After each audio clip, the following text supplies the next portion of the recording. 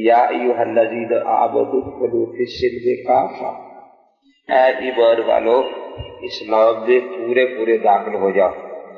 पहले तो खुद फरमाया कि वो ईमान वाले हैं, फिर फरमाया कि बावजूद ईमान लाने के वो अभी पूरे पूरे इस्लाम में दाखिल नहीं हुए। तो इसकी वजह क्या थी?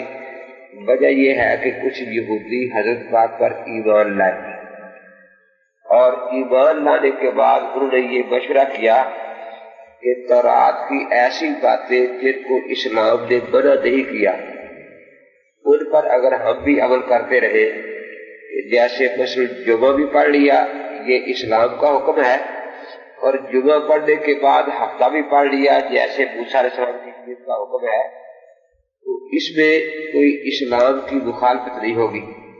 कुरान पाक की तिलावत कर ली जैसे कुरान पाक का हुक्म है, और तौरात की भी तिलावत कर ली, तो तौरात की तिलावत से कुरान पाक ने खास तौर पर मना नहीं किया। इसलिए ऐसे काम करने से हमारे इस्लाम में कोई नुकसान नहीं होगा।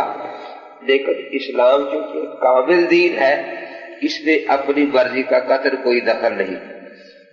मूसा अलैहिस्सलाम की शरीयत पर भी अगर कोई अमल करे जो खुदा के सच्चे पैगंबर है और ये कहे कि चूंकि मना नहीं है इसलिए करना जायज है, ये बात उन यहूदियों के ज़हन में पैदा हुई थी और असूल उन यहूदियों ने बनाया था।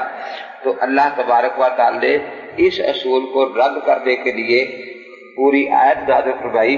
फरमाया या अय्युहल्लज़ीना आमनू उदखुलू फिस्सिल्मि काफ़ा, ऐ ईमान वालो अगरचे तुम ईमान का कलमा पढ़ चुके हो, अपने आप को ईमानदार कहते हो, लेकिन इस्लाम के साथ कुछ दूसरी शरीयत की बातों पर भी अमल करने के लिए तैयार हो, ये कहकर कि इस्लाम ने इन बातों से हमें मना नहीं किया। तो फरमाया अभी तुम इस्लाम में पूरे दाखिल नहीं हुए, जब तक इन बातों को न छोड़ोगे उस वक्त तक तुम पूरे मुसलमान नहीं हो सकते।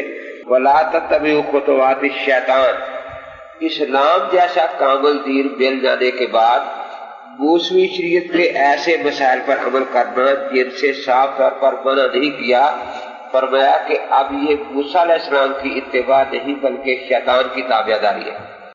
इसलिए रोक दिया गया कि वला तत्तबिउ खुतुवाति शैतान इन्नहु लकुम अदुव्वुम मुबीन, और वो तुम्हारा खुला खुला दुश्मन है, वो कसम खा कर आया हुआ है कि मैंने गुमराह करना है।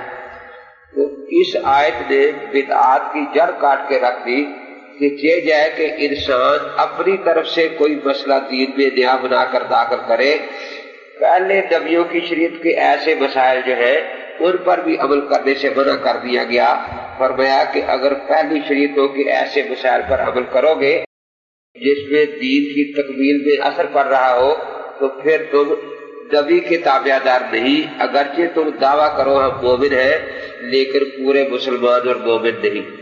अगरचे तुम दावा करो कि हम मूसा अलैहिस्सलाम की तौरात पढ़ते हैं, लेकिन ये अब मूसा अलैहिस्सलाम की तौरात पढ़ना नहीं बल्कि शैतान के कदमों पर चलना होगा।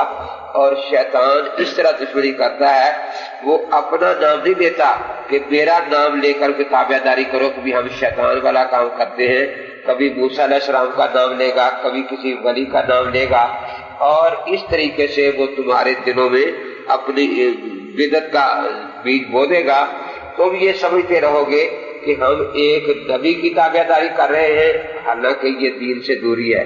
तुम समझते रहोगे कि हम किसी वली से मोहब्बत कर रहे हैं, वली की ताबियादारी कर रहे हैं, हालांकि असल में शैतान तुमसे दुश्मनी कर रहा है और उसके दुश्मनी के तरीके बड़े अजीबो गरीब होते हैं।